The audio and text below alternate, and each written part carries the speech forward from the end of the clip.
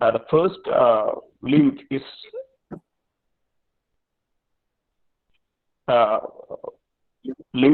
the UPSC's link itself, and the second one is the notification of 2020 civil service examination. രണ്ടാമത്തെ link നിങ്ങൾ ശ്രദ്ധിക്കേണ്ട കാര്യം എന്താണെന്ന് വെച്ച് കഴിഞ്ഞാൽ ഈ വർഷത്തെ എക്സാമിനേഷന്റെ ലിങ്കാണ്. അതുകൊണ്ട് തന്നെ നിങ്ങൾ അതെല്ലാവരും all aspiring students may download this particular notification. നിങ്ങൾക്ക് സിവിൽ സർവീസ് എക്സാമിനേഷനെ പറ്റി അറിയേണ്ട അതിന്റെ മൊഡാലിറ്റീസിനെ പറ്റിയിട്ടും അതിന്റെ അതിന്റെ സിലബസിനെ പറ്റിയിട്ടൊക്കെ വളരെ എക്സോസ്റ്റീവ് ആയിട്ട് പറഞ്ഞു തരുന്ന ഒരു ഡോക്യുമെന്റ് ആണ് ഈ നോട്ടിഫിക്കേഷൻ എന്ന് പറയുന്നത്. നമ്മുടെ സ്ലൈഡ്സും പ്രൈമറിലി ഈ നോട്ടിഫിക്കേഷൻസ് തന്നെ ഉണ്ടാക്കിയ സ്ലൈഡ്സ് ആണ്. അന്ന് സ്നിപ്പറ്റ് ചെയ്തിട്ടുള്ള സ്ലൈഡ്സ് ആണ് അതിൽ ഇൻക്ലൂഡ് ചെയ്തിട്ടുള്ളത്. So you are advise to go through this notification, and that is the most authoritative thing that you can have about the civil service examination. വേറെ വെബ് റിസൾട്ട്സിനേക്കാളും ഒക്കെ നിങ്ങൾക്ക് എപ്പോഴും റിലൈ ചെയ്യാവുന്നതാണ്. നിങ്ങൾക്ക് ഈ കാണുന്ന സെക്കൻഡ് ലിങ്ക്, ഈ കാണുന്ന ലിങ്കാണ് നിങ്ങളുടെ ഫസ്റ്റ് എന്താ പറയുക beginning document for your civil service preparation. Okay, and the third link is previous year question papers in the link ആണ് ഇതിൽ ഇൻക്ലൂഡ് ചെയ്തിട്ടുള്ളത്. സിവിൽ സർവീസസ് എക്സാമിനേഷന്റെ ഒരു last 6 to 7 years I think അത്രയും ക്വസ്റ്റ്യൻ പേപ്പേഴ്സ് UPSC തന്നെ അവരുടെ വെബ്സൈറ്റിൽ provide ചെയ്തിട്ടുണ്ട്. You can easily go to this link and download all the examination papers. എല്ലാ സ്റ്റേജിനുമുള്ള ഇന്റർവ്യൂ ഒഴിച്ച് ബാക്കി എക്സാമിന്റെ എല്ലാ സ്റ്റേജിൽ ചോദിച്ചിട്ടുള്ള എല്ലാ ക്വസ്റ്റ്യൻ പേപ്പേഴ്സും അവൈലബിൾ ആയിട്ടുള്ള ലിങ്കാണ് the third one. And the fourth one is the answer key, the link for the answer keys. Okay, ഇതാണ് ആൻസർ കീസിനുള്ള ലിങ്ക്. ഇത് ബേസിക്കലി ഒരു സിവിൽ സർവീസ് എക്സാമിനേഷന്റെ മൾട്ടിപ്പിൾ ചോയ്സ് ക്വസ്റ്റ്യൻസ് പോർഷനുള്ള ആൻസർ കീസ് ആണ് ഇവിടെ കൊടുക്കുന്നത്. You have to understand that in the internet you will get a lot of എന്താ പറയുക different answer keys for every civil service examination. പക്ഷേ UPSCയുടെ ആൻസർ കീ ആണ് this the only authoritative answer key. So it is always advise to go to this link and see the most authoritative answer keys for the civil service examination. So ഇത് നമുക്ക് ഒരു reference ആയിട്ട് use ചെയ്യാം, നമ്മുടെ പ്രിപ്പറേഷനിൽ ഒരു reference ആയിട്ട് use ചെയ്യാവുന്ന ഒരു ഡോക്യുമെന്റ്സ് ആണ്. But you have to understand that നിങ്ങളുടെ തുടക്കത്തിൽ പ്രിപ്പറേഷന്റെ ബിഗിനിങ്ങിൽ തന്നെ you need not go to these previous year question papers or answer keys. I'm just giving this for the sake of എന്താ പറയുക at a later stage of your preparation, you can see the question papers and answer keys. All right. So, civil service examination, ഏതൊക്കെ സർവീസുകളിലേക്കാണ് നിങ്ങളെ recruit ചെയ്യുന്നത്, or through civil service examination ഏതൊക്കെ സർവീസുകളിൽ നിങ്ങൾക്ക് enter ചെയ്യാൻ വേണ്ടി സാധിക്കും. So that is before you now. Okay, ഇത് ഏറ്റവും ഒബ്വിയസ് ആയിട്ടുള്ള ഒന്നാണ്. You have seen the Indian administrative service. You might have heard about this. And police service, Indian foreign service, ഇതൊക്കെ നിങ്ങൾ കേട്ട സർവീസുകളായിരിക്കും. പക്ഷേ ഇത് കൂടാതെ there are 24 services which are recruited through the civil service examination. Civil service examination നിങ്ങൾ വെറും IAS-ലേക്ക് മാത്രമല്ല recruit ചെയ്യുന്നത്. There are a total of 24 services, 24 സർവീസുകളാണ്. അത് ആണ് നമ്മളിവിടെ ലിസ്റ്റ് ചെയ്തിരിക്കുന്നത്. Okay, so I will give you a brief magnitude of this examination. So you know that India എന്ന് പറയുന്ന രാജ്യത്തിന് ഒരു ഭരണഘടന ഉള്ളതായിട്ട് നിങ്ങൾക്ക് അറിയാം. There is a constitution. Okay, so the constitution എന്ന് പറയുന്ന സാധനം it is the supreme law of land. ഈ രാജ്യത്തെ ഏറ്റവും പരമോന്നതമായ വ്യവസ്ഥയാണ് ഇന്ത്യയുടെ കോൺസ്റ്റിറ്റ്യൂഷൻ, ഭരണഘടന എന്ന് പറയുന്നത്. ബാക്കി എല്ലാ നിയമങ്ങളും റൂട്ട് ചെയ്തിരിക്കുന്നത് ഇന്ത്യയുടെ ഭരണഘടനയിലേക്കാണ്. നിങ്ങൾ കാണുന്ന ട്രാഫിക് ലോസ് ആവട്ടെ, അല്ലെങ്കിൽ ഇപ്പോൾ നിങ്ങൾ IPCയെ പറ്റി കേട്ടിട്ടുണ്ടാവും, ഇന്ത്യൻ പീനൽ കോഡ്, അല്ലെങ്കിൽ CRPCയെ പറ്റി കേട്ടിട്ടുണ്ടാവും. So all these derive it's power from the constitution of India. ഇന്ത്യയുടെ ഭരണഘടനയിലാണ്, ഇന്ത്യയുടെ സുപ്രീം ലോ ആണ്. I just said this because you have to understand that the Union Public Service Commission is written in the constitution itself. അതായത് ഭരണഘടനയിൽ എഴുതിയ ഒരു ബോഡിയാണ് UPSC, അല്ലാതെ വേറൊരു നിയമം വെച്ച് ഉണ്ടാക്കിയ ഒരു ബോഡിയല്ല. അപ്പൊ ആ ബോഡി റിക്രൂട്ട് ചെയ്യുന്നത്, ഞാൻ പറയാൻ കാരണം ഭരണഘടനയിൽ നിന്ന് പവർ ഉടലെടുക്കുന്ന ഒരു ബോഡിയാണ് നിങ്ങളെ റിക്രൂട്ട് ചെയ്യുന്നത്. So you have to understand the sheer magnitude of the powers and privileges that are provided by the services which are recruited through UPSC. So നിങ്ങളുടെ മുന്നിലിരിക്കുന്നത് ഒരു എൻട്രി ലെവലിൽ ഈ രാജ്യത്ത് നിങ്ങൾക്ക് കിട്ടാവുന്നതിൽ വെച്ച് ഏറ്റവും വലിയ സർവീസുകൾ അതല്ലെങ്കിൽ ഏറ്റവും പവേഴ്സ് ആൻഡ് പ്രിവിലേജസ് കിട്ടുന്ന സർവീസുകളുടെ ലിസ്റ്റാണ് ഇപ്പോൾ നിങ്ങളുടെ മുന്നിലിരിക്കുന്നത്. ഇതിൽ കുറച്ച് ഒബ്വിയസ് ആയിട്ടുള്ള കാൻഡിഡേറ്റ്സ് ഉണ്ടാവും, നിങ്ങൾ കണ്ടിട്ടുണ്ടാവും. പക്ഷേ ഇത് കൂടാതെ you can see that there is a Indian Railway Traffic Service and you might have heard recently the Indian Revenue Service, Customs and Central Excise. ഇപ്പോൾ കേരളത്തിലെ വാർത്തകളൊക്കെ ആക്കി നിൽക്കുന്ന ഒരു പേരാണ്. And Postal Services, there is Information Service. So these services, ഇതിന്റെ പ്രത്യേകിച്ച് നിങ്ങൾക്ക് പറയാനുള്ള കാര്യം എന്താ വെച്ചാൽ these are having an all India scope. ഇപ്പോൾ റെയിൽവേ ട്രാഫിക് എന്ന് പറഞ്ഞാൽ ലോകത്തിൽ തന്നെ വളരെ വലിയൊരു നെറ്റ്വർക്കിനെ ഓപ്പറേറ്റ് ചെയ്യുന്ന ഒരു ക്രൂഷ്യൽ പോർഷൻ കൈകാര്യം ചെയ്യുന്ന ഒരാളായിട്ടായിരിക്കും നിങ്ങൾ വർക്ക് ചെയ്യുന്നത്. റവന്യൂ സർവീസ് എന്ന് പറഞ്ഞാൽ ലോകത്തിലെ തന്നെ വലിയ ഒരു റവന്യൂ ശൃംഖലയിലെ വളരെ ഇമ്പോർട്ടൻ്റ് ആയിട്ടുള്ള ഒരു പൊസിഷൻ ആയിരിക്കും നിങ്ങൾ ഹോൾഡ് ചെയ്യുന്നത്. So what ever service you are getting recruited through by the UPSC, it will be having a great magnitude in its extent, scope and powers. So I am once again telling you, entry level നിങ്ങൾക്ക് ഇന്ത്യയിൽ കിട്ടാവുന്ന വെച്ച് ഏറ്റവും powerful and privileges ആയിട്ടുള്ള സർവീസുകളാണിത്. So ഓരോ സർവീസിനെ പറ്റിയും നമുക്കിപ്പോൾ സംസാരിക്കാനുള്ള ഒരു സമയമില്ല. there is a limitation. So and one more thing just I want to point out is that you can see that here there is a group A and here you can see there is a group B. So what do you mean by that? It is central government services നെ നമ്മൾ broad ആയിട്ട് 4 ആയിട്ട് classify ചെയ്യുന്നുണ്ട്. അതിന്റെ powers and അതിന്റെ ഒരു order of precedence എന്നുള്ള രീതിയിൽ നമുക്ക് പറയാം. അതിൽ ഹയസ്റ്റ് ഓർഡറിനെയാണ് നമ്മൾ ഗ്രൂപ്പ് എ സർവീസസ് എന്നുള്ള രീതിയിൽ ലിസ്റ്റ് ചെയ്തിരിക്കുന്നത്. After that there is group B and group C. So civil service examination is primarily for recruiting to group A services. The highest services like recruit ചെയ്യുന്നതാണ് civil service examination, but there are certain group B services also which are also equally powerful, but it's categorized as group B. So there is Armed Force Headquarters Civil Service and the Delhi, Andaman Nicobar Islands, Lakshadweep, Daman and Diu, Dadra and Nagar Haveli Civil Service. You can see that these are all union territories. അപ്പോൾ state civil service പോലെ ഒരു cluster of union ടെറിട്ടറീസിന് വേണ്ടിയിട്ടും ഒരു civil services ഉണ്ട്. So there is A Pondicherry civil service, അതൊക്കെ group B services ആണ്. So the civil service examination recruits to both group A and group B, certain group B, some group B services. And ഇത് നമ്മുടെ notification, ഇതെല്ലാം ഈ slides എല്ലാം നമ്മളുടെ notification എടുത്താണ്. അപ്പോൾ you can go through the notification and read it. ഇതിനൊക്കെ ശേഷം ഇതിൻ്റെയൊക്കെ ഒരു ഡീറ്റെയിൽഡ് എക്സ്പ്ലനേഷൻസ് നിങ്ങൾക്ക് നോട്ടിഫിക്കേഷൻസിന് അവൈലബിൾ ആയിരിക്കും. So you can go through that and see it from the notification. Right. And ഇതൊരു നോട്ടിഫിക്കേഷനിലെ വേറൊരു പോർഷനാണ്. ഇതിന്റെ ജിസ്റ്റ് എന്താണെന്ന് പറഞ്ഞു കഴിഞ്ഞാൽ ഈ സിവിൽ സർവീസ് എക്സാമിനേഷൻ എന്ന് പറഞ്ഞു കഴിഞ്ഞാൽ ഓൾമോസ്റ്റ് ഒരു ഫുൾ കലണ്ടർ ഇയർ ഒക്കുപ്പൈ ചെയ്യുന്ന രീതിയിലുള്ള അതായത് മുഴുവൻ വർഷവും പരീക്ഷ നടക്കാനല്ല, but that examination is scheduled almost ഒരു ഫുൾ കലണ്ടർ ഇയറിന്റെ എക്സ്റ്റെൻഡിൽ കിടക്കുന്ന ഒരു എക്സാമാണ്. അത്രയും വലിയൊരു ലോജിസ്റ്റിക്കൽ എക്സസൈസ് ഈ 24 സർവീസുകളിലേക്ക് മാത്രം റിക്രൂട്ട് ചെയ്തൊരു എക്സാം ആവാൻ പാടില്ല. കാരണം it's a big logistical exercise. Alright. So government ഇങ്ങനെ ഒരു റെക്കമെൻഡേഷൻ കൂടെ വെച്ചു. അതായത് പബ്ലിക് സെക്ടർ ആയിട്ടുള്ള പല എന്റർപ്രൈസുകളാവട്ടെ, ഇപ്പോൾ നിങ്ങൾ കേട്ടിട്ടുള്ള ഇപ്പോൾ ഫോർ എക്സാമ്പിൾ നിങ്ങൾ മെക്കാനിക്കൽ ബാക്ക്ഗ്രൗണ്ട് എഞ്ചിനീയറിംഗ് ബാക്ക്ഗ്രൗണ്ടിൽ നിന്ന് പോകുന്ന ഒരാൾക്കാണെങ്കിൽ BPCL പോലെയോ അല്ലെങ്കിൽ ONGC പോലെയുള്ള പബ്ലിക് സെക്ടർ കമ്പനീസിലൊക്കെ നിങ്ങൾ ഒരു പോസ്റ്റിൽ അപ്ലൈ ചെയ്യുകയാണെങ്കിൽ if you are appearing for the civil service examination, some organisations do take into consideration the marks that you are obtaining in the civil service examination. അതായത് civil services എക്സാമിനേഷനിൽ നിങ്ങളുടെ final rank ലിസ്റ്റിൽ നിങ്ങൾ appear ചെയ്യുകയാണെങ്കിൽ even government sector ആയിട്ടുള്ള for example sports authority of India recent ഒരു recruitment നടത്തി. അത് നിങ്ങൾ ഈ ഒരു ലിസ്റ്റിൽ പെടുന്ന ഒരു സ്ഥാപനമല്ല അല്ലെങ്കിൽ ഒരു സർവീസ് അല്ല സ്പോർട്സ് അതോറിറ്റി ഓഫ് ഇന്ത്യ. പക്ഷെ ഒരു റിക്രൂട്ട്മെന്റ് നടത്തിയപ്പോൾ അവർ പറഞ്ഞു we will be taking the marks of civil service examination as the criteria four recruitment എന്ന് പറഞ്ഞു. അതായത് ഇനിയും പല സർവീസുകളിലേക്കും ഈ എക്സാമിനേഷന് നിങ്ങളെ റിക്രൂട്ട് ചെയ്യാനുള്ള സാധ്യതയുണ്ട്. Alright. And then okay, so do you have any doubts regarding the services? You feel free to ask. എന്തെങ്കിലും ഉണ്ടോ? Anybody? Because we can move on to the plan of the examination. All right. Okay, so let's move on to the plan of the examination. Okay. The examination structure endana.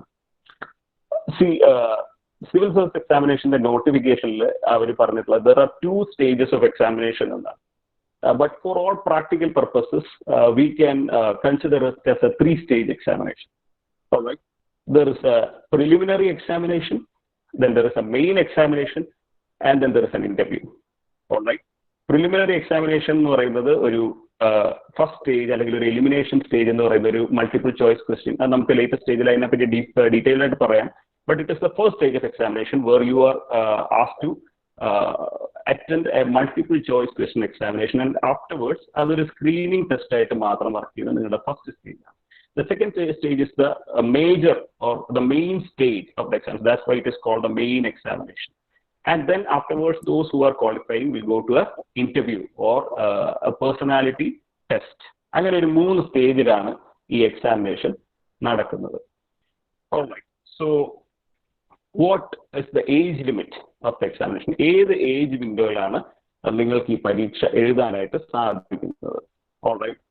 So the minimum age is 21 years. 21 വയസ്സ് minimum നിങ്ങൾക്ക് ആവണം for appearing, and you must be a graduate. All right. ഗ്രാജുവേഷനെ പറ്റിയിട്ട് അല്ലെങ്കിൽ എന്താണ് criteria, അതായത് exam appear ചെയ്യുന്ന ആൾക്കാർക്ക് എഴുതുന്നതിനെ പറ്റിയിട്ടൊക്കെ ഈ നോട്ടിഫിക്കേഷനിൽ വളരെ ഡീറ്റെയിൽ ആയിട്ട് പറഞ്ഞിട്ടുണ്ട്. So you can go to the notification and see. അതായത് ജസ്റ്റ് ടെക്നിക്കൽ, നിങ്ങൾ ഇപ്പോൾ എക്സാമിനേഷൻ എഴുതുന്നു, പക്ഷേ എക്സാമിനേഷൻ പ്രോസസ്സ് ആകുമ്പോഴേക്കും നിങ്ങൾ ഗ്രാജുവേറ്റ് ആവുന്നു എന്ന് പറയുന്ന സ്റ്റേജിലുള്ള ഒരാൾക്കും ഈ പരീക്ഷ എഴുതാം. ഐ മീൻ ഇപ്പോൾ പ്രസന്റ്ലി ഗ്രാജുവേഷൻ കയ്യിലില്ലാത്ത ഒരാൾക്ക് പോലും. സോ 21 years ആണ് അതിന്റെ lower age limit, and the upper age limit is 32 years. Okay, 21 മുതൽ 32 years വരെയുള്ള ഏജ് വിൻഡോയിലാണ് നിങ്ങൾക്ക് ഈ എക്സാമിനേഷൻ എഴുതാനായിട്ട് സാധിക്കുന്നത്. All right. So is this age limit relaxable? ഈ 21 to 32 yearsന് പുറമെ നിങ്ങൾക്ക് എഴുതാൻ പറ്റുമോ? Yes, there is a certain relaxation for age limit. So the category wise relaxation ആണ്. ഫസ്റ്റ് നമുക്ക് ഈ സെക്കൻഡ് പോയിന്റിലേക്ക് വരാം. The other backward classes category ഉള്ള ആൾക്കാർക്ക് up to a maximum of 3 years relaxation ഉണ്ട് എന്നാണ് പറയുന്നത്. അതായത് UPSC is giving, or the government is giving a 3 years relaxation to the upper age limit. Lower age ലിമിറ്റിന്റെ relaxation ഒന്നുമില്ല. Upper age limit ആയിട്ടുള്ള 32 yearsന് you will have a 3 year relaxation. That means 32 plus 3 equal to 35. 35 വയസ്സ് വരെ നിങ്ങൾക്ക് other backward classes category ഉള്ള ഒരു കാൻഡിഡേറ്റിന് എക്സാമിനേഷനിൽ appear ചെയ്യാനായിട്ട് പറ്റും. And the second category is the scheduled caste or scheduled tribe category ഉള്ള ഒരാൾക്കാർക്ക് they can have the upper age limit relaxation up to a maximum of 5 years. 5 വർഷം വരെയാണ് നിങ്ങൾക്ക് relaxation കിട്ടുന്നത്. ദാറ്റ് മീൻസ് 32 plus 5, 37 years വരെ നിങ്ങൾക്ക് എക്സാമിനേഷനിൽ appear ചെയ്യാനായിട്ട് പറ്റും. All right.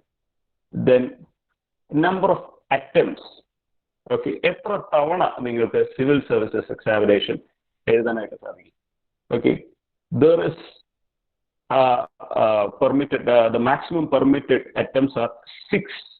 6 തവണയാണ് നിങ്ങൾക്ക് സിവിൽ സർവീസ് എക്സാമിനേഷന്റെ attempts ലിമിറ്റേഷൻ ഉള്ളത്. So beyond that you cannot write. So if you exhaust 6 attempts, then your attempts are over and you cannot write.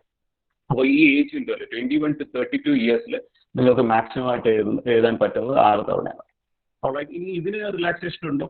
6 attemptsന്റെ relaxation ഉണ്ടോ? Yes. Category wise 2 relaxation ആണുള്ളത്.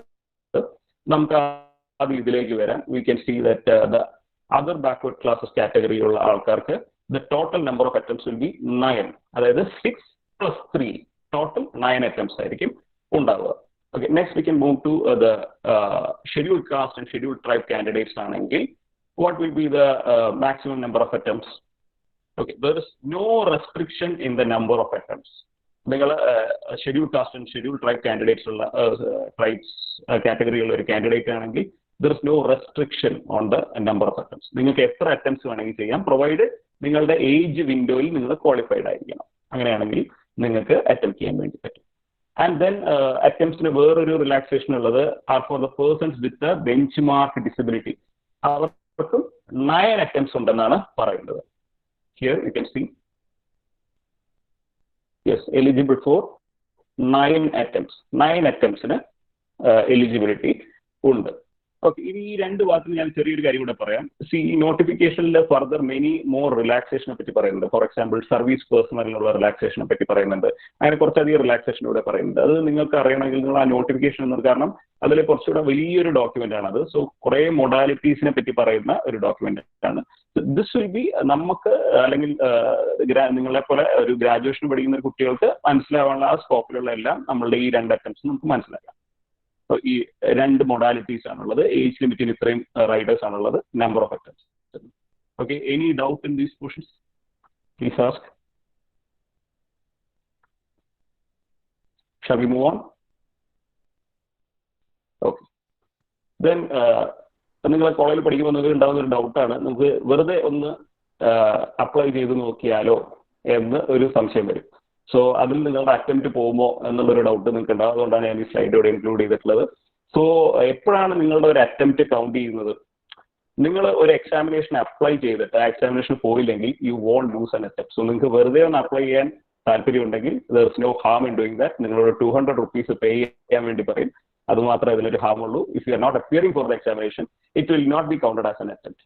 But നിങ്ങൾ preliminary എക്സാമിനേഷന്റെ പോയി attend ചെയ്യുകയാണെങ്കിൽ, if you are entering to the examination hall for preliminary examination, then that will be counted as an attempt. Okay, so examination നിങ്ങൾക്ക് apply ചെയ്യാം. You won't lose your attempts. But if you are appearing for any one of the paper of preliminary examination രണ്ട് paper ഉണ്ട്, നമ്മൾ later പറയും. പക്ഷെ അതിൽ ഏതെങ്കിലും ഒരു പേപ്പറിന് നിങ്ങൾ അപ്പിയർ ചെയ്യുകയാണെങ്കിൽ that will be counted as an attempt. Alright. Okay. ഇനി നമുക്ക് ഡീറ്റെയിൽഡ് ആയിട്ട് സിവിൽ സർവീസ് എക്സാമിനേഷന്റെ പ്ലാനിനെ പറ്റി മനസ്സിലാക്കാം. ഓക്കെ, നമ്മൾ ഓൾറെഡി പറഞ്ഞു the civil service examination has 3 stages.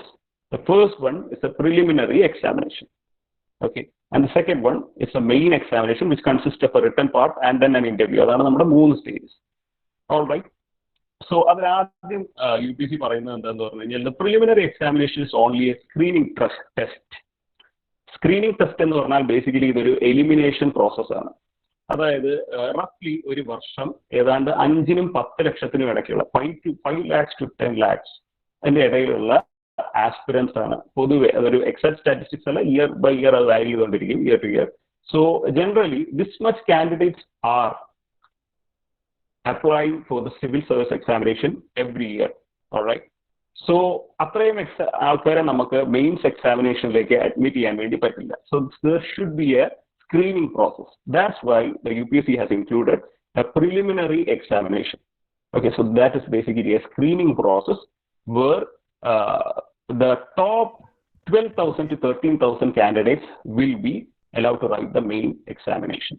അതായത് ഇവിടെ നിങ്ങൾക്ക് കാണാം, ഇവിടെ UPSC include ചെയ്തിട്ടുള്ള സ്റ്റേറ്റ്മെന്റ് എന്ന് വെച്ചാൽ the number of candidates to be admitted to the main examination will be about 12 to 13 times. 12 to 13 times the total approximate number of vacancies എന്നാണ് പറയുന്നത്. അതായത് ഒരു വർഷം ഗവൺമെന്റ് ഈ 24 സർവീസും കൂടെ ചേർത്ത് ഇത്ര വേക്കൻസീസ്, ഇത്ര ജോബ് വേക്കൻസീസ് ഉണ്ടെന്ന് ഡിക്ലെയർ ചെയ്യും. അതിന്റെ 12 to 13 ടൈംസ്, ജനറലി ഒരു വർഷം 1000 വേക്കൻസീസിന് അടുത്താണ് വരിക. അതുകൊണ്ട് തന്നെ മെയിൻസ് എക്സാമിനേഷന്റെ ഏതാണ്ട് 12,000, കാരണം 12 into 1000 or 13 into 1000. So 12 to 13,000 ഇടയിലുള്ള ആൾക്കാർ മാത്രമേ മെയിൻ എക്സാമിനേഷൻ എഴുതാനായിട്ട് ക്വാളിഫൈഡ് ആവുള്ളൂ. So preliminary examination basically eliminates almost good or majority of the applicants. So അതൊരു സ്ക്രീനിങ് ടെസ്റ്റ് മാത്രമാണെന്നാണ് പറയുന്നത്, which means that the marks that you are obtaining in preliminary examination won't be counted for your final rank list. നിങ്ങളുടെ അവസാനത്തെ rank ലിസ്റ്റിലേക്ക് ഒരിക്കലും preliminary എക്സാമിനേഷന്റെ marks count ചെയ്യില്ല. Okay, so that is just a screening test. And the second portion is the main examination, which is your scoring part. അത് വെച്ചാണ് നിങ്ങളുടെ rank list അല്ലെങ്കിൽ നിങ്ങളുടെ ഫൈനൽ റാങ്ക് ലിസ്റ്റിലേക്കുള്ള സ്കോർ ഒറിജിനേറ്റ് ചെയ്യുന്നത് will be from your mains examination and from the interview. Okay, so the preliminary examination എന്താണുള്ളതെന്ന് മനസ്സിലാക്കാം. Okay, the preliminary examination is a objective type MCQ examination, multiple choice question examination ആണ് in the preliminary examination എന്ന് പറയുന്നത്. So there will be 4 options and you have to select one correct answer from that. So ഈ preliminary examination തന്നെ 2 papers ആണുള്ളത്. അതായത് നിങ്ങൾക്ക് ഒരു morning സെഷനും ഉണ്ടാവും, ഒരു ആഫ്റ്റർനൂൺ സെഷനും ഉണ്ടാവും. രണ്ടും 200 മാർക്കിന്റെ 2 പേപ്പേഴ്സ് ആണ് നിങ്ങൾക്ക് എഴുതേണ്ടത്. So the second paper. There is a paper 1 and there is a paper 2. Okay, so we can first discuss about the paper 2. This paper 2 is the CSAT paper. CSAT, aptitude test, which means that it will be consisting of mathematics, English language proficiency, reasoning, അങ്ങനെയുള്ള കാര്യങ്ങളൊക്കെ ചേർത്തിട്ടുള്ള ഒരു aptitude test ആണ് നിങ്ങളുടെ second paper എന്ന് പറയുന്നത്. And the important thing about paper 2 is that it is just a qualifying paper. നിങ്ങൾ ആ paper pass ആയ മാത്രം മതി. If you are getting 33% of marks, then you are qualified in paper 2. And that is not taken into consideration when your rank list in preliminary examination is published. അല്ലെങ്കിൽ നിങ്ങളുടെ preliminary examination ഒരു mark count ചെയ്യുമ്പോൾ paper 2 mark എടുക്കില്ല. അതുകൊണ്ട് മാത്സിനോ അല്ലെങ്കിൽ ഇംഗ്ലീഷിനോ ഒക്കെ നിങ്ങൾക്ക് ഒരു ബേസിക് പ്രൊഫിഷ്യൻസി മാത്രം മതി. You need not be an expert in mathematics or English or anything like that. Alright, so you just need to get 33% of 200 എന്ന് പറഞ്ഞാൽ എത്രയാണ്? 66.66 ആണ്. ആ മാർക്ക് കിട്ടിക്കഴിഞ്ഞാൽ you will be qualifying paper 2 and you are eligible to write paper or your paper 1 will be evaluated. Okay, and preliminary examination ningalde rank list idunathu is purely based on the mark that you are obtaining in paper 1. Okay, paper 1 is a general paper. Adinte oru syllabus njan slide il include cheyidittunde. Later stage we can discuss about that. It's basically a general or social studies based paper or a law, economics, geography, history, idokke include cheyidittulla oru paper aanu preliminary examination paper 1. All right, so നേരത്തെ ഞാൻ നിങ്ങളോട് പറഞ്ഞു there is a MCQ question paper. നമ്മൾ അതിന്റെ quick link UPSCയുടെ link ഇവിടെ കൊടുത്തിരുന്നു. So what you have to understand is that generally ഒരു വർഷം കട്ട് ഓഫ് പേപ്പർ 1 എന്ന് പറയുന്നത് 100 to 120 ഇടയിലാണ് വരാറ്. 100 മുതൽ 200. ഇനി മെയിൻസ് എക്സാമിനേഷൻ ആണെങ്കിലും 40% to 50% മാർക്സ് ആണ് ഫസ്റ്റ് റാങ്കർക്ക് പോലും കിട്ടാറ്. അത് ഞാൻ പറയാൻ കാരണം എന്താ വെച്ചാൽ നിങ്ങൾ എപ്പോഴെങ്കിലും ഈ ക്വസ്റ്റ്യൻ പേപ്പർ ഡൗൺലോഡ് ചെയ്തിട്ട് if you are feeling that it is a difficult paper, you must always remember that the maximum marks that people are obtaining in this examination is not more than 40 to 50%. All right, so do not be intimidated by the question papers. Question papers കണ്ട് പേടിക്കേണ്ട യാതൊരു ആവശ്യവുമില്ല. They are meant to be difficult. They are difficult. So don't be intimidated by the question papers. All right. So if you are downloading the question papers and if you find it difficult, that is perfectly normal. All right.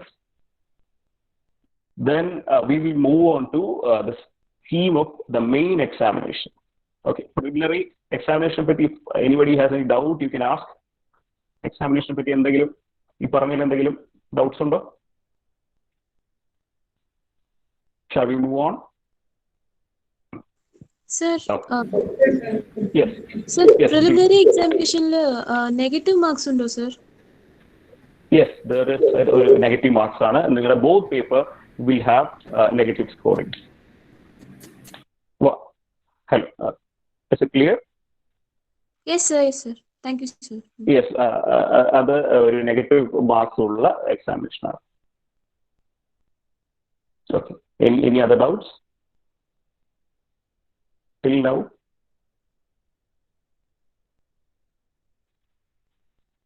Okay, let's move on. Yes, next is the main examination.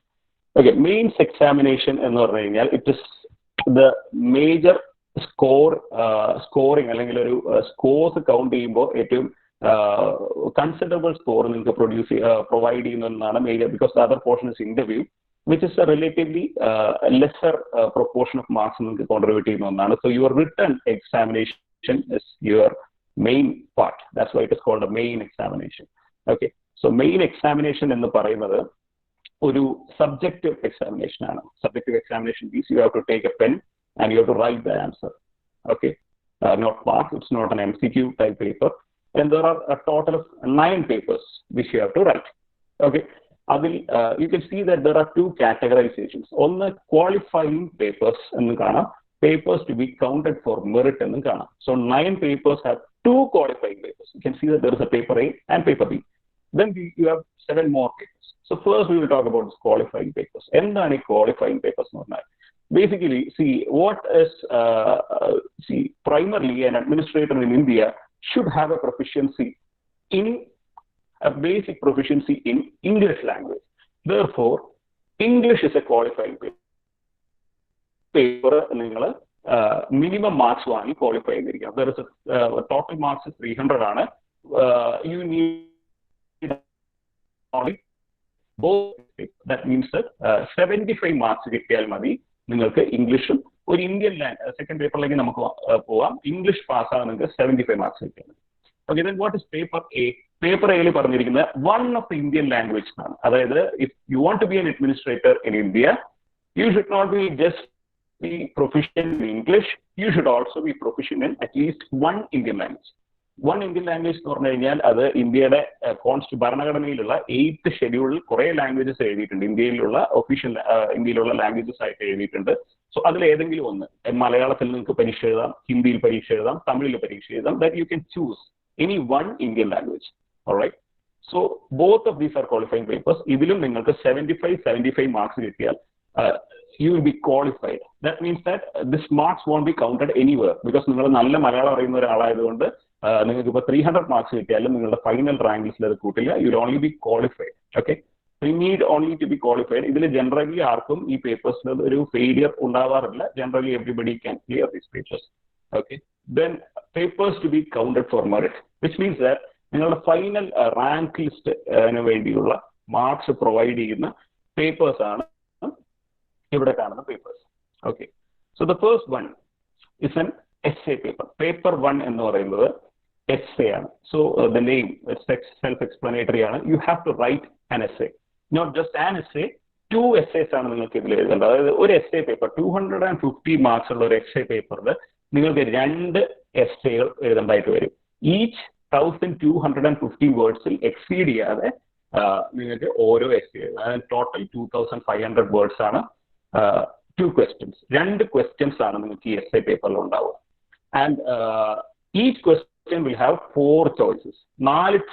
4 ടോപ്പിക്കിൽ നിന്നും ഏതെങ്കിലും ഒരെണ്ണം select ചെയ്തിട്ട് you can write an essay. Okay. And one thing that I want to tell you about the civil service examination is that all portions, all question papers, the word limit will be specified. അതായത് നിങ്ങൾക്ക് 1250 words ആണ് essay എങ്കിൽ ബാക്കി paper നിങ്ങൾ ഏത് paper എഴുതിയാലും in brackets there will be a word limit.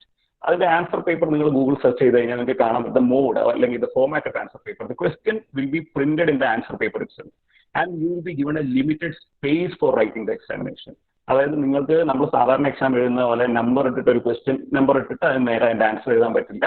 The question itself will be printed on the top of the answer paper and you will be given a limited space and you have to confine your answer inside that answer, inside the space that is provided to you, and also you have to write within the word limits. Okay, that is applicable to all the papers that we are going to discuss. All right. So that is how essay paper. So essay paper lo varuna topic is a general topic. It will be of general importance. Okay, there is no particular subject for essay. You will have 4 choices and you can choose whatever subject which suits you the best. All right, that is the essay paper. Then the next one is the GS1 paper, general studies. The name of the paper itself is general studies. You can see that the rest of the papers are named as general studies 1, 2, 3 and 4. Okay. So what is general studies? General studies means it consists of all the general social studies subjects that you deal with. അതായത് ഇപ്പോൾ first പേപ്പറിൽ നിങ്ങൾക്ക് കിട്ടുന്നത് Indian heritage and culture എന്ന് പറയുന്നതാണ്. You have to understand that this is not the full and final syllabus. ഈ നോട്ടിഫിക്കേഷനിൽ ഈ ഓരോ സിലബസുകളും വളരെ ഡീറ്റെയിൽഡ് ആയിട്ട് എക്സ്പ്ലെയിൻ ചെയ്തിട്ടുണ്ട്. We cannot cover that in our slide because it is a huge topic. But you can go to the notification and see for yourself that ഓരോ വേർഡ്സും ഇതിൽ ഓരോ വേർഡ്സും it is explained in detail in the notification. So Indian heritage and culture is basically India വലിയ ഒരു, it is an ancient nation, has a huge history, huge culture and architecture, paintings, art forms, dances, music.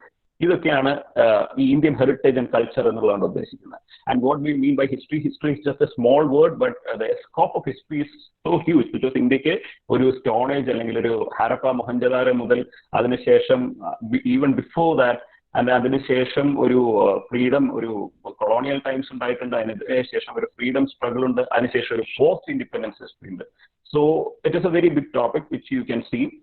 And then the geography of India and the world. ഇന്ത്യയുടെ ഭൂമിശാസ്ത്രപരമായിട്ട് what are characteristics there in India and for the world ഒരു global extentലും നിങ്ങൾ geography മനസ്സിലാക്കണം. And the Indian society is a very complex being, so you will have to have an understanding of that also.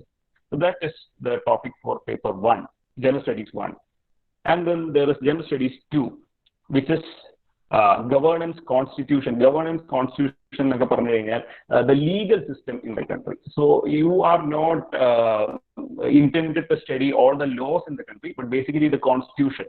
Constitution എന്ന് പറഞ്ഞാൽ രാജ്യത്തിലെ ബാക്കി എല്ലാ ലോകളുടെയും ഒരു the source, the fountain of എന്താ പറയാ legal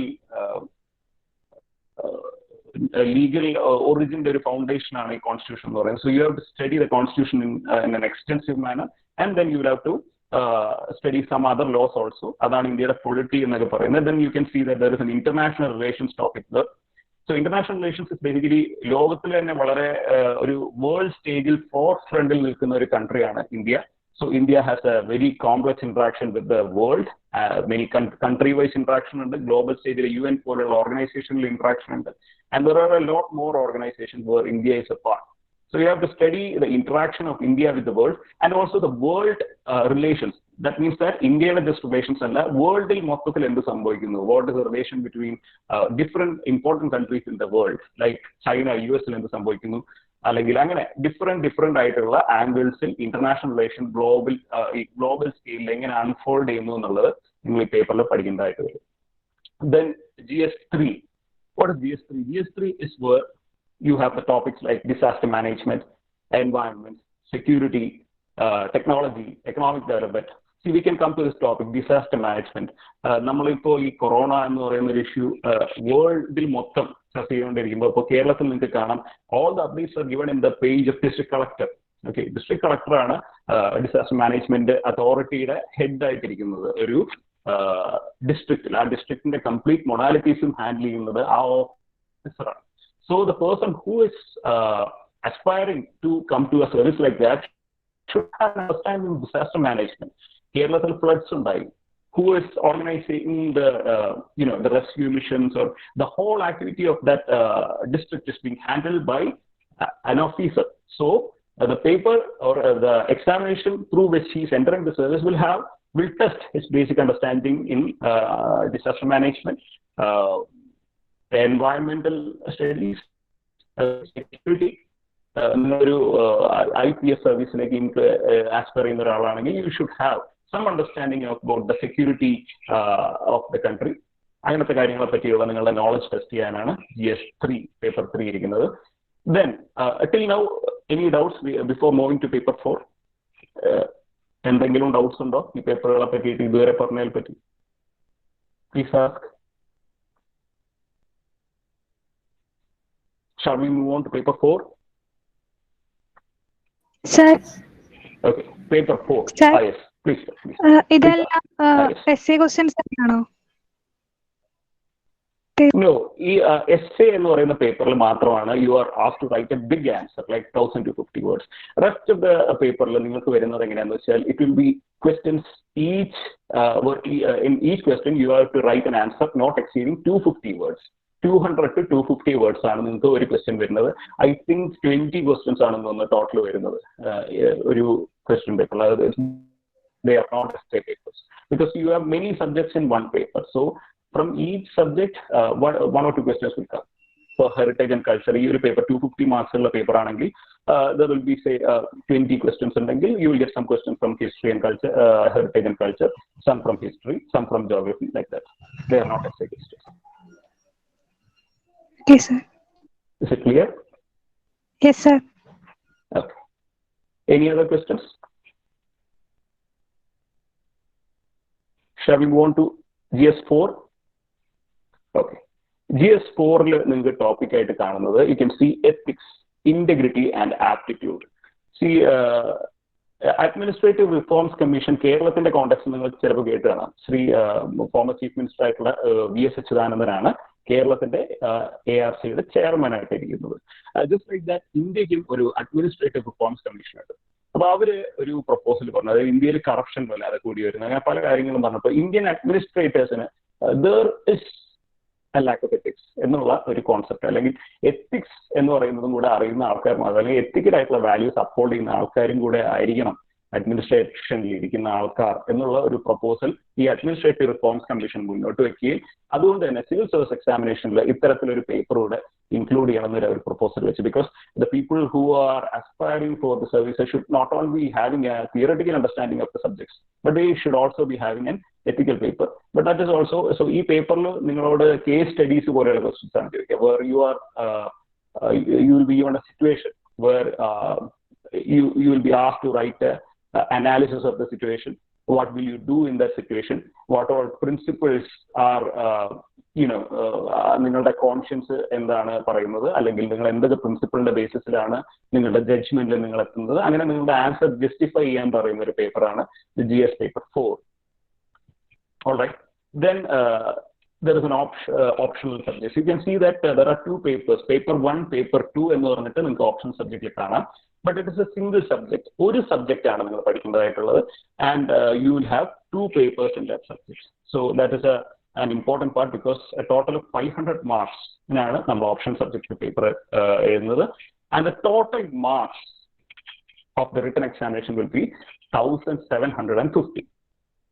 All right. So itrayana written examination scheme varunathu, and then we will go to the personality test, where total marks for the personality test is 275, and the grand total and the whole mains examination process ennu parayunnathu rank list idunathu out of 2025 laayirikkum 2025.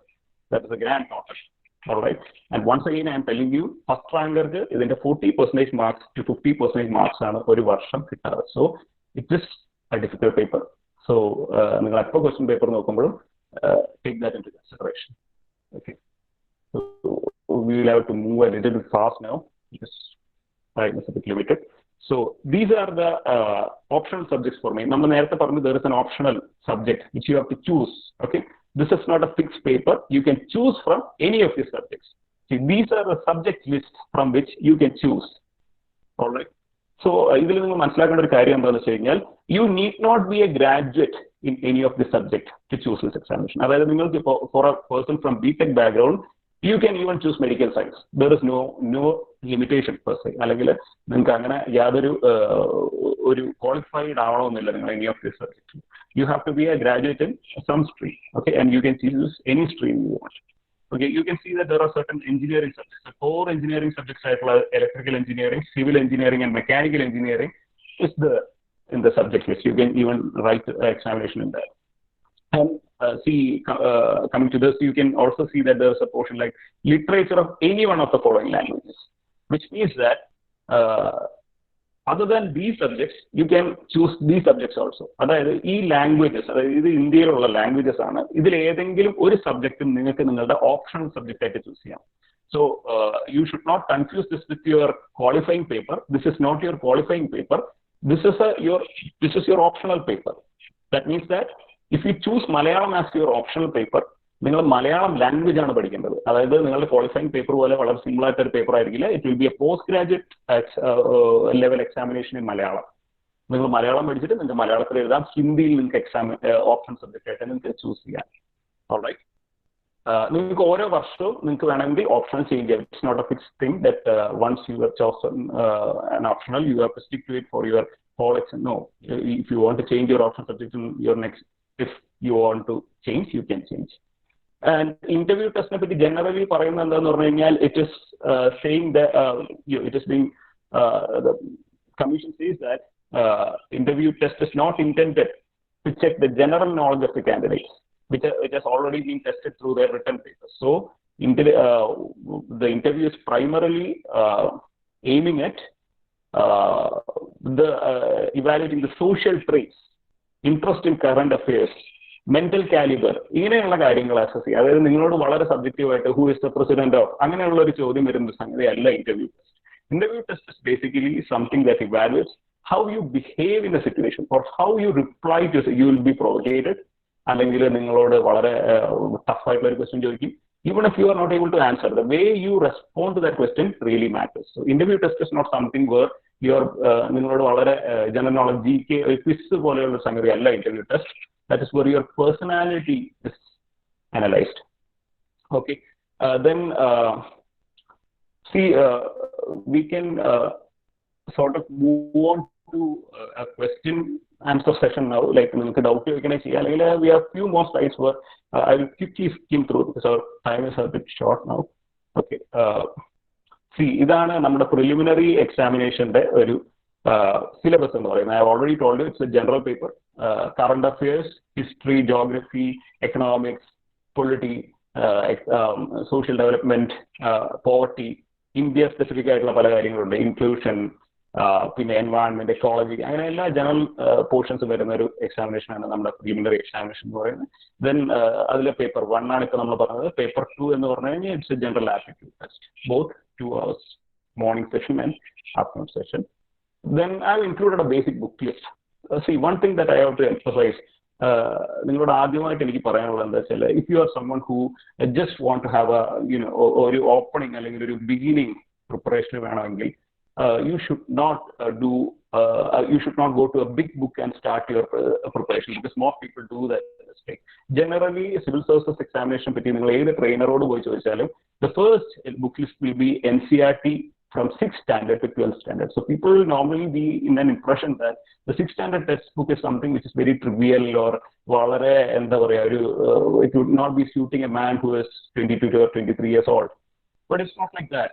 It's a very authentic, authoritative, ഒരു error free ആയിട്ടുള്ള ഒരു source of document ആണ്. പോരാത്തതിന് civil സർവീസിന്റെ ഏറ്റവും വലിയ question bank ആയിട്ടും consider ചെയ്യാവുന്ന ഒന്നാണ് NCERT from 6th to 12th standard. So people will be generally tempted to go to a big, huge book where they want to show off the cover to other people. But you should not do that mistake. And this is one of the primary documents which can always help you in whatever stage of preparation you are.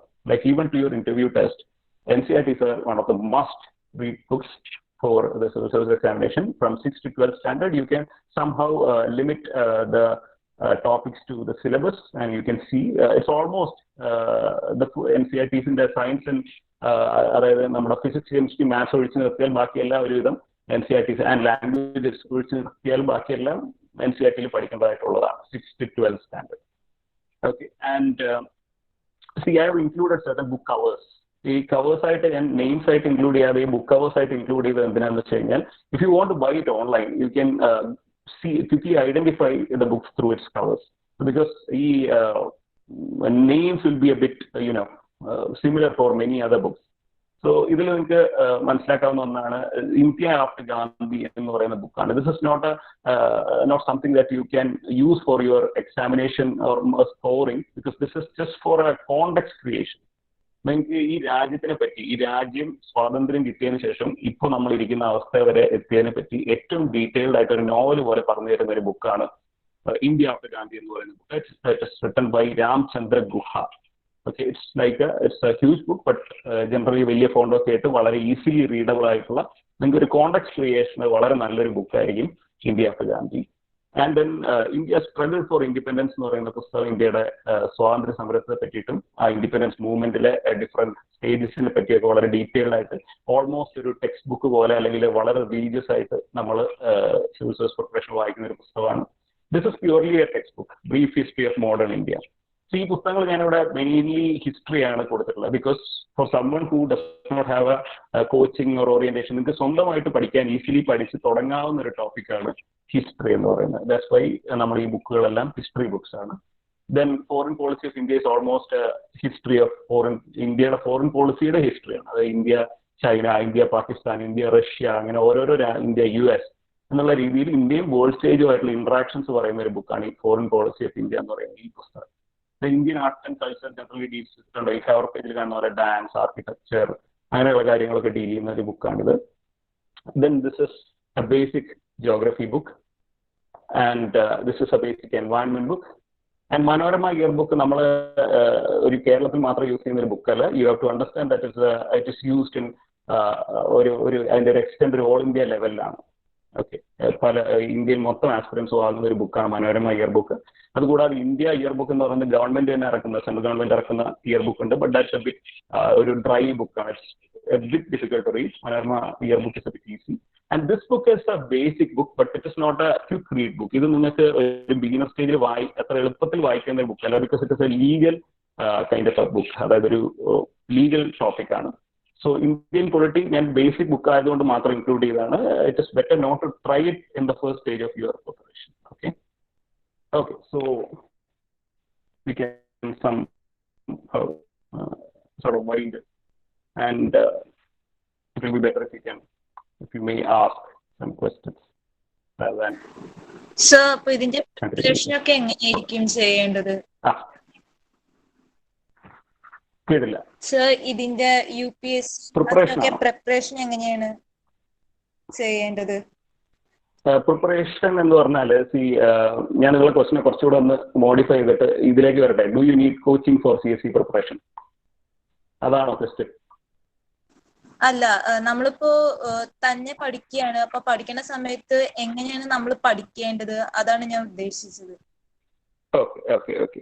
അതായത് ഒരു ഞാൻ പറയാലോ, civil സർവീസിനെ പറ്റി ആരോട് നിങ്ങൾ opinion ചോദിച്ചാലും you have to understand that ഒരു biased ആയിട്ടുള്ള ഒപ്പീനിയൻ ആണ് എല്ലാവർക്കും ഉണ്ട്. അതുകൊണ്ട് ഒരു ആളുടെ ഒപ്പീനിയൻ, ഇപ്പം ഞാൻ പറയുന്ന ഒപ്പീനിയൻ മാത്രം നിങ്ങൾ കേട്ടിട്ട് നിങ്ങൾ സിവിൽ സർവീസ് എക്സാമിനേഷൻ ഒരിക്കലും പ്രിപ്പയർ ചെയ്ത് തുടങ്ങരുത്, അല്ലെങ്കിൽ ആ ഒരു ഓറിയന്റേഷനിൽ നിങ്ങൾ പോകരുത്. ബിക്കോസ് ഒരു റോങ് ഓറിയന്റേഷൻ നിങ്ങൾക്ക് കിട്ടിക്കഴിഞ്ഞാൽ it will be very disastrous.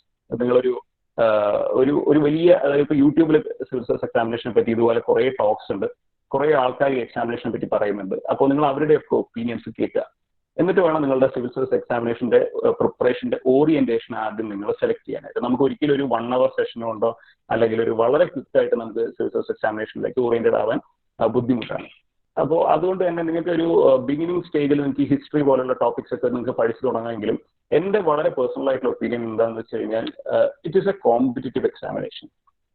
After all ഇത് വലിയൊരു നോളജ് അക്വിസിഷൻ പ്രോസസ് ആണെങ്കിൽ പോലും ഇതൊരു കോമ്പറ്റിറ്റീവ് എക്സാമിനേഷൻ ആയതുകൊണ്ട് I think coaching centers are sort of inevitable in your process. ഇതെൻ്റെ വളരെ പേഴ്സണൽ ആയിട്ട് ഒപ്പീനിയൻ ആണ്, but you can ask other people also. But because ഒരു കോമ്പറ്റിറ്റീവ് എഡ്ജ് എന്ന് പറയുന്നത് കോച്ചിങ് സെന്റേഴ്സ് certainly കൊണ്ടുവരുന്നുണ്ടെന്നാണ് എൻ്റെ വ്യൂ. അതിനുള്ള റീസൺ എന്താന്ന് പറഞ്ഞു കഴിഞ്ഞാൽ the syllabus four civil service examinations very huge, വളരെ വലിയൊരു ടോപ്പ് സിലബസ് ആണ് ഇതിനുള്ളത്. സോ ഇറ്റ്സ് ഈസിലി നിങ്ങൾക്ക് U can easily get lost in the syllabus. നിങ്ങൾക്ക് ഓറിയന്റേഷൻ നഷ്ടപ്പെടാൻ വളരെ ഈസിയാണ്. നിങ്ങൾ ഒരു ടെക്നിക്കൽ സ്റ്റുഡൻസ് ആയതുകൊണ്ട് ഞാൻ എക്സാമ്പിൾ പറയുന്നത്, നിങ്ങളൊരു വെക്ടർ എന്ന് പറയുന്നത് കേട്ടിട്ടുണ്ടാവും. ഓക്കെ, ഒരു വെക്ടറിന് 2 പ്രോപ്പർട്ടീസ് ആണുള്ളത് നിങ്ങൾക്ക് അറിയാം, മാഗ്നിറ്റ്യൂഡ് ആൻഡ് ഡിറക്ഷൻ. ഓക്കെ, അപ്പം നിങ്ങളുടെ മാഗ്നിറ്റ്യൂഡ് വളരെ കൂടുതലാണെങ്കിലും if your direction is wrong you won't reach your target. You will be somehow, even നിങ്ങൾ ഓപ്പോസിറ്റ് ഡയറക്ഷനിലാണ് പോകണമെങ്കിൽ you will be much farther from your target. So നിങ്ങളുടെ കറക്റ്റ് ഡിറക്ഷനിൽ ഓറിയന്റ് ചെയ്യാനാണ് പലപ്പോഴും coaching centres നിങ്ങൾക്ക് ഹെൽപ്പ് ചെയ്യുന്നത്. ഞാൻ ഒരിക്കലും കോച്ചിങ് സെന്റേഴ്സിനെ ഭയങ്കര റെക്കമെൻഡ് ചെയ്യില്ല, but because of the existence of coaching centres and so many people are there in the coaching centers, so they might run faster than you. And that is a problem എന്നല്ല, that is the situation. So somehow ഒരു guided preparation ആയിരിക്കും നല്ലത് എന്നാണ് എൻ്റെ personal opinion. പിന്നെ of course you can always study the topics like history and environment by yourself. ബട്ട് ഇപ്പോൾ ഞാൻ ഈ പറഞ്ഞ ഈ ലക്ഷ്മികാന്ത് എന്ന് പറയുന്ന ബുക്കാണ് ഇന്ത്യൻ പൊളിറ്റി. ഇതൊരു ലീഗൽ ആയിട്ടുള്ള ഒരു ഡോക്യുമെന്റ് ആയതുകൊണ്ട് ഇപ്പോൾ when I start my preparation I always found it difficult to study it on my own, because it is explained by someone else who has a very good ഇപ്പോൾ for example ഒരു lawyer ആണ്, നമുക്ക് ഒരു advocate ആണ് നമുക്ക് ഇത് പഠിപ്പിച്ചു തരുന്നതെങ്കിൽ it's much more easier to understand. So of course you can prepare on your own, but my personal opinion is to seek some help. Is it all right? Yes sir. Thank you. Explain more. Sir, അപ്പൊ coaching centres ഒക്കെ ഏതായിരിക്കും നല്ലത്? Private ആയിരിക്കും അതോ ഗവൺമെന്റിന്റെ കീഴിലുള്ള നല്ല institutions ആണോ നല്ലത് coaching? No, I do not particularly recommend one coaching center. നിങ്ങൾക്ക് ഒരു വളരെ ബ്രോഡായിട്ട് നിങ്ങൾക്ക് അത് സ്വന്തമായിട്ട് എക്സ്പ്ലോർ ചെയ്യാവുന്നതാണ്. You can see one thing I can say is that പണ്ട് എല്ലാവരും ഡൽഹിയിൽ, ഇപ്പം ഞങ്ങളൊക്കെ പഠിച്ചിരുന്ന കാലത്ത് എല്ലാവരും ഡൽഹിയിലായിരുന്നു പോയി പഠിച്ചിരുന്നത്, because coaching centres in Kerala were not that good. But ഇപ്പോൾ കേരളത്തിൽ തന്നെ you have so many coaching centers which are even better than those which are in Delhi. Because ഡൽഹിയിലൊക്കെ പഠിച്ച പല ആൾക്കാർ ഇപ്പോൾ ഫോർ എ ഷോർട്ട് ടേം ഞാൻ കേരളത്തിൽ ഒരു ട്രെയിനറായിട്ട് വർക്ക് ചെയ്തിട്ടുണ്ടായിരുന്നു. So the thing is that ആ ഡൽഹിയിലൊക്കെ പഠിച്ച പല ആൾക്കാരും കേരളത്തിൽ തന്നെ കുറെ കോച്ചിങ് സെന്റേഴ്സ് കൊണ്ടുവന്നതുകൊണ്ട് you need not always go out of the state to have a good coaching. And you have so many online classes also. Online classes അതിൻ്റെതായിട്ടുള്ള limitations ഉണ്ട് classroom classes-നെ വെച്ച് അപേക്ഷിച്ച്. But one silver lining in the whole process is that you can find a good place in Kerala itself. അത് ഏതാണെന്ന് നമ്മൾ recommend ചെയ്യേണ്ട you can sort of explore.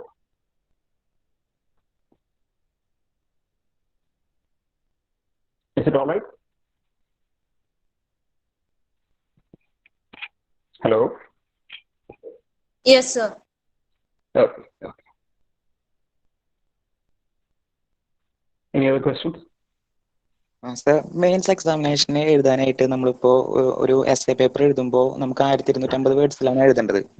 അപ്പോ നമുക്ക് ഓരോ ക്വസ്റ്റ്യൻ എഴുതി കഴിഞ്ഞിട്ടും അത് കൗണ്ട് ചെയ്യാന്ന് പറയുന്നത് പ്രാക്ടിക്കലി ഇമ്പോസിബിൾ ആണ്. അപ്പൊ അതിനെന്തെങ്കിലും ടിപ്സ് ആൻഡ് ട്രിക്സ് പറയാൻ സാറിനുണ്ടോ? അതായതില്ലേ നമ്മൾ ഈ 250 വേർഡ്സ് എന്ന് പറയുന്നത് ആൻസർ റൈറ്റിംഗ് എന്തായാലും നിങ്ങൾ ഇതിൽ പ്രാക്ടീസ് ചെയ്യും. Once you are qualified in your prelims examination നിങ്ങൾ you will have a practical അല്ലെങ്കിൽ ഒരു നിങ്ങൾ മോഡൽ എക്സാംസ് എഴുതും. അപ്പോൾ റിയൽ UPSC പേപ്പറിന് ഈക്വലന്റ് ആയിട്ടുള്ള ഒരു പേപ്പർ ആയിരിക്കും. ആ പേപ്പറിലായിരിക്കും നിങ്ങൾ ഈ മോഡൽ എക്സാം എഴുതുക. ഓക്കെ, അല്ലെങ്കിൽ you have to write that model examination.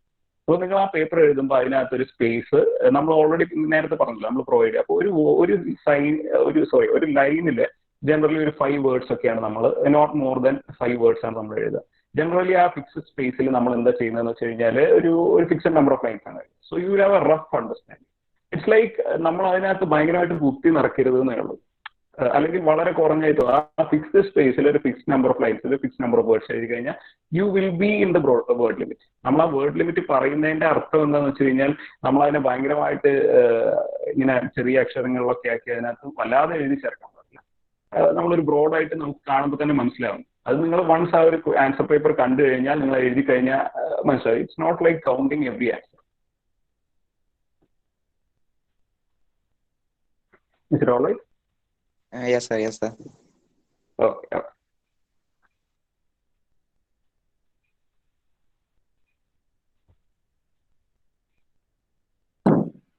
Sir ഒരു 24 സർവീസിന്റെ ലിസ്റ്റ് കാണിച്ചിരുന്നല്ലോ. അത് നമുക്ക് ഏത് സ്റ്റേജിലാണ് നമുക്ക് ഇങ്ങനെ ഈ സർവീസ് ഓപ്റ്റ് ചെയ്യാൻ പറ്റുകയാണോ, അതോ ബേസ്ഡ് ഓൺ അവർ rank list they are recruiting to the corresponding services? എന്താണ് സംഭവിക്കുന്നത്? ഇല്ല, ഫസ്റ്റ് പറഞ്ഞതാണ് ഫോമർ 1. അതായത് ഫസ്റ്റ് നിങ്ങൾ പ്രിലിമിനറി എക്സാമിനേഷൻ സ്റ്റേജ് ക്വാളിഫൈ ചെയ്ത് കഴിഞ്ഞാൽ you will be asked to submit resume sort of thing. It's called a detailed application form. DAF എന്നാണ് അതിന് പറയുക, DAF. അത് നമ്മൾ ഒരു 9 to 10 പേജസിൽ നിങ്ങളുടെ റെസ്യൂമേ ആണ്. It's not a small resume, it's a huge resume. അത് നിങ്ങളുടെ ഹോബീസ്, നിങ്ങളുടെ അക്കാഡമിക് അച്ചീവ്മെന്റ്സ്, അങ്ങനെയുള്ള പല, അതായത് നിങ്ങളുടെ almost your whatever is relevant to you, I mean the main relevant things, അതെല്ലാം ലിസ്റ്റ് ചെയ്യുന്ന ഒരു സംഗതിയാണ് DAF എന്ന് പറയുന്നത്. In that you have to choose your services. Services എന്ന് പറഞ്ഞു കഴിഞ്ഞാൽ IAS, IPS, IFS എന്ന് പറയുന്ന നിങ്ങളുടെ പ്രിഫറൻസ് ഓർഡറിൽ നിങ്ങൾക്ക് ചൂസ് ചെയ്യാം. That is you can give number 1 to IAS, you can even give number 1 to any other service. നിങ്ങൾക്ക് ഇപ്പോൾ പോണ്ടിച്ചേരി സിവിൽ സർവീസ് ആണ് ഫസ്റ്റ് വേണമെങ്കിൽ you give 1 against Pondicherry civil service and you can give that order. ആ ഓർഡറിൽ നിങ്ങൾക്ക് അത് list ചെയ്യാൻ വേണ്ടി പറ്റും. സോ ഇപ്പോൾ ജനറലി ആൾക്കാർ either IAS-ന് 1 എന്ന് കൊടുക്കും, അല്ലെങ്കിൽ ഇപ്പോൾ ജനറലി കേരളത്തിലൊക്കെ ചെയ്യുന്ന ഒരു ട്രെൻഡ് എന്ന് പറഞ്ഞാൽ ഇന്ത്യൻ ഫോറിൻ സർവീസിനാണ് ആൾക്കാർ ഫസ്റ്റ് പ്രിഫറൻസ് കൊടുക്കുക. So what I'm trying to say is you can list the services in whatever order you want. Okay, and that is not that is you cannot edit it in a further stage. Once you submit your DAF, that is fixed, and once you get your rank list, once they publish their rank list, then according to that rank list ആ preference fill ചെയ്യാൻ കഴിയും. അതായത് latest stage of examination നിങ്ങൾക്ക് പോയിട്ട് അയ്യോ എനിക്ക് IAS വേണ്ടില്ലായിരുന്നു, എനിക്ക് IFS തന്നോളൂ എന്ന് പറയാൻ പറ്റില്ല. So you have to give your preference at the stage before the mains examination, and you have to give the cadre also. കേഡറിനെ പറ്റി നമുക്ക് കുറച്ച് വളരെ വലിയൊരു ടോപ്പിക്കാണ് കേഡർ, അതുകൊണ്ടാണ് ഞാൻ കേഡർ തൊട്ട് പോകാതിരുന്നത്. But generally cadre means you will be given a choice of states. അതായത് നിങ്ങൾക്ക് ഇപ്പോൾ ഫോർ എക്സാമ്പിൾ നമ്മുടെ ഓണറബിൾ DGP ആയിട്ടുള്ള Loknath Behera. He's from some other state. So why is he working in Kerala? Because at the time when he wrote the examination, he has given a certain order of preferences. സ്റ്റേറ്റിന്റെ preference അദ്ദേഹം കൊടുത്തിട്ടുണ്ടാവണം. അപ്പൊ ആ preference വെച്ച് നോക്കുമ്പോൾ അദ്ദേഹത്തിന്റെ rank list എടുത്തതിന് ശേഷം അദ്ദേഹത്തിന്റെ റാങ്ക് കറസ്പോണ്ട് അദ്ദേഹത്തിന്റെ ഓർഡർ വെച്ച് നോക്കി, അതായത് ആദ്യം അദ്ദേഹം ഇപ്പോൾ ഫോർ എക്സാമ്പിൾ രാജസ്ഥാൻ കൊടുത്തിട്ടുണ്ടെങ്കിൽ his rank is not that adequate to give him Rajasthan Kerala. Because അദ്ദേഹത്തിനേക്കാളും നല്ല റാങ്കുള്ള ഒരാൾ രാജസ്ഥാൻ ചോദിച്ചിട്ടുണ്ടെങ്കിൽ he will be given Rajasthan. And next order next preference നോക്കുക. അപ്പൊ അദ്ദേഹത്തിന്റെ കേരള എന്ന് പറയുന്ന കേഡർ അദ്ദേഹം കൊടുത്തുകൊണ്ടാണ് അദ്ദേഹത്തിന് കേരളത്തിലേക്ക് റിക്രൂട്ട് ചെയ്തത്. And once you get your cadre that is fix for your entire career. അതായത് നിങ്ങളുടെ മുഴുവൻ കരിയറിലും നിങ്ങൾ ആ കേഡറിലാണ് വർക്ക് ചെയ്യേണ്ടത്. And you can go to your home state only for a short period of time in deputation. നിങ്ങൾക്ക് ഒരു 3-4 കൊല്ലം മാത്രമേ. ഇപ്പോൾ do you know honourable former collector PB Salim എന്ന് പറയുന്ന അദ്ദേഹത്തിനെ പറ്റി കേട്ടുകാണോ എന്നറിയില്ല. ആൻഡ് PB knew his brother is now the district collector in Pathanamthitta. കേട്ടിട്ടുണ്ടോ എന്ന് എനിക്കറിയില്ല. PB സലിം സാറിന്റെ ബേസിക് കേഡർ എന്ന് പറയുന്നത് വെസ്റ്റ് ബംഗാളാണ്. അദ്ദേഹം ഒരു 4 ഇയർ ടേമിന് കേരളത്തിൽ വന്നിട്ടാണ് കോഴിക്കോടിന്റെ കളക്ടറായിട്ട് ഇരുന്നത്. So your cadre is fix thing. പിന്നെ കേഡറിൽ ആകെ നിങ്ങൾക്ക് ഒരു ഡിഫറൻസ് വരുന്നതെന്ന് പറഞ്ഞു കഴിഞ്ഞാൽ you can go to the centre and serve the services there. ഇപ്പോൾ നിങ്ങൾ അജിത് ഡോവൽ സാറിനെ പറ്റി കേട്ടിട്ടുണ്ടോ? നമ്മുടെ നാഷണൽ സെക്യൂരിറ്റി അഡ്വൈസർ ആയിട്ടുള്ള അദ്ദേഹത്തിന്റെ കേഡർ കേരളമായിരുന്നു. His cadre was Kerala and he was given a deputation to the centre. So നിങ്ങളുടെ സ്കോപ്പ് ഇങ്ങനെയൊക്കെയാണ്. You have to give an order of preference of services, you have to give an order of preferences of state, and after the rank list is out they will fill you according to your rank list and according to your preferences. Is it all right? Yes, sir. Thank you. Sir, one more. Sir, ഈ സർവീസസിന് എന്തെങ്കിലും priority ഉണ്ടോ? Like IAS ആണ് ഏറ്റവും മുകളിൽ, അങ്ങനെ എന്തെങ്കിലും ഉണ്ടോ? No. സർവീസിന് പ്രയോറിറ്റി എന്ന് പറഞ്ഞു കഴിഞ്ഞാൽ ഇപ്പൊ പോലീസ് സർവീസസ് ജനറലി ശരിക്കും സിവിൽ സർവീസസിന്റെ ഏറ്റവും പോസ്റ്റ് ഇൻഡിപെൻഡൻസ് സ്റ്റേജിൽ ഏറ്റവും ആദ്യം എനിക്ക് തോന്നുന്നു ഏറ്റവും കൂടുതൽ ആൾക്കാർ വർക്ക് ചെയ്തിരിക്കുന്നത് ഇന്ത്യൻ ഫോറിൻ സർവീസ് ആയിരുന്നു. ഫോറിൻ സർവീസസിൽ ഇന്ത്യയുടെ ഫോറിൻ സ്റ്റേജിൽ അംബാസഡേഴ്സ് ആവാനൊക്കെ ആഗ്രഹിക്കുന്ന ആൾക്കാരായിരുന്നു ഏറ്റവും കൂടുതൽ എന്ന് തോന്നുന്നു. So most of the first rankers for opting foreign services. പിന്നെ ഒരു ലേറ്റസ്റ്റ് സ്റ്റേജിൽ Indian administration for most part of civil service history ഏറ്റവും ഫസ്റ്റ് ഓപ്ഷൻ IAS തന്നെ ആയിരുന്നു. അത് ആൾക്കാരുടെ general choice. It's not like you have to give IAS as your first option, but most people do give. And now the trend has somehow changed back to IFS. Now ഇപ്പോൾ കുറെ ആൾക്കാരൊക്കെ IFS ആണ് അവരുടെ first choice ആയിട്ട് കൊടുക്കാറ്. And some വളരെ കുറച്ച് റെയറാണ് ബട്ട് IPS ഫസ്റ്റ് ചോയ്സ് ആയിട്ട് കൊടുക്കുന്ന ആൾക്കാരുണ്ട്. And other services are generally below, അല്ലെങ്കിൽ അതിനനുസരിച്ച് ഓരോരുത്തരുടെ ഇഷ്ടമനുസരിച്ച്. Some people do not like police service, so they may sort of police സർവീസിനെ കുറച്ച് താഴേക്ക് മാറ്റി നിർത്തിയിട്ട് മുകളിൽ വേറെ സർവീസ്, റവന്യൂ സർവീസ് പോലെ കൊടുക്കുന്ന ആൾക്കാരുണ്ട്. There is no pattern as such. Yes, thank you, sir. Oh.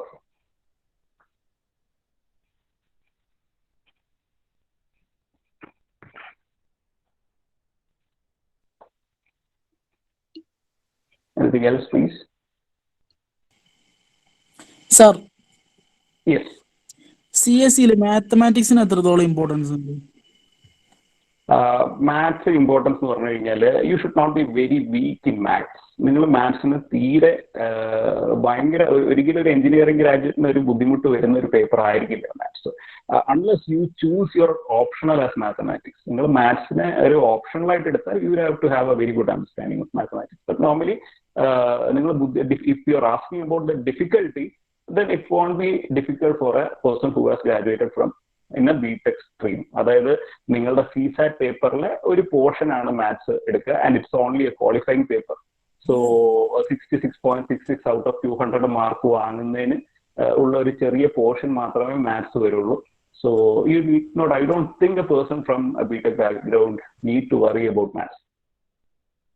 If you are asking, if you are so good at mathematics, it will certainly be a plus point, because you can easily qualify the preliminary paper 2, and you can even choose your optional as mathematics if you are asking in that perspective. Is it all right?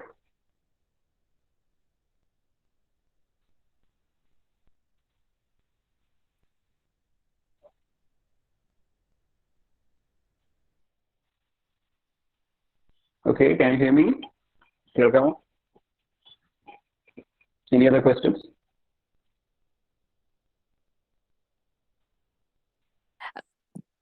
Participants, if you have any doubts, please feel free to ask.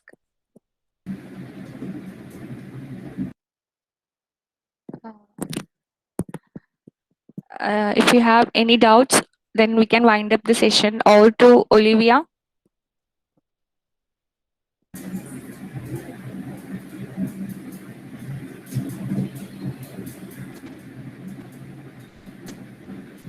Olivia, can you hear me? Sorry, my mic was off.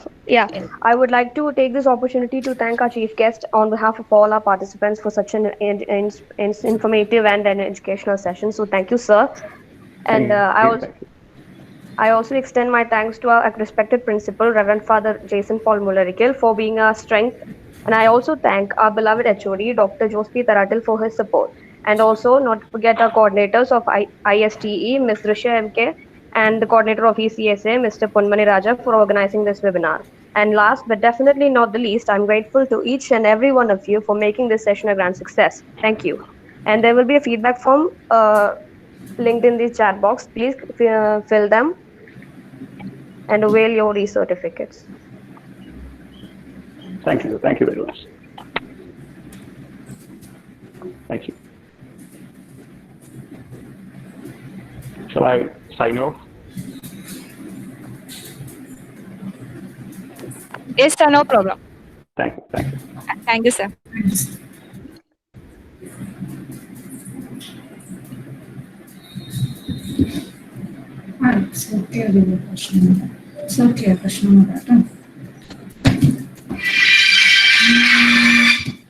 ഒന്നുകൂടി link ഇട്ട ഞാൻ ഇട്ടതിൽ എന്തോ പ്രശ്നമാണ്.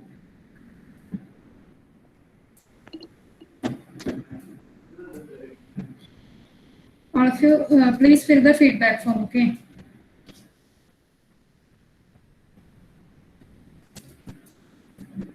Participants are requested to fill the feedback. Then only you will get the certificates through your registered email ID.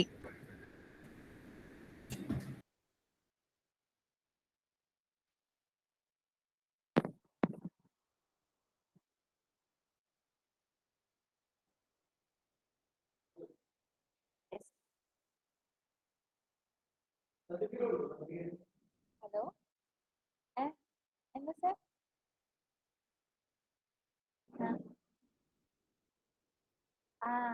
അതല്ല അങ്ങനെ പ്രശ്നമില്ല. അതൊന്നും പ്രശ്നമില്ല.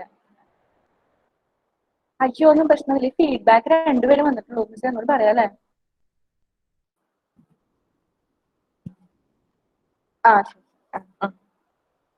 ഞാൻ പറയാം.